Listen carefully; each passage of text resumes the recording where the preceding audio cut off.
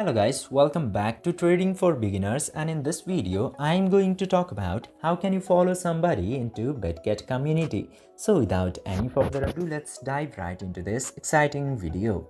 Now in order to do that, you just simply have to open your Bitget application, and after opening the application you will get to see this dotted icon into the top left corner.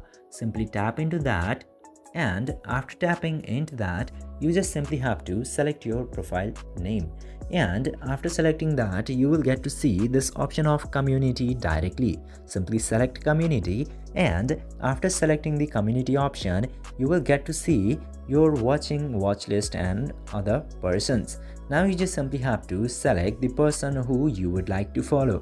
For example, I'm selecting this profile of Arshak, and after that you will get this option of watch into here. Just simply tap to watch, and after that it will be added to your follow or watch list. This way you can very easily follow somebody into your Bitget community. I hope this video was informative for you. If yes, don't forget to like, share and subscribe to the channel to never miss another update. Thank you for watching this video.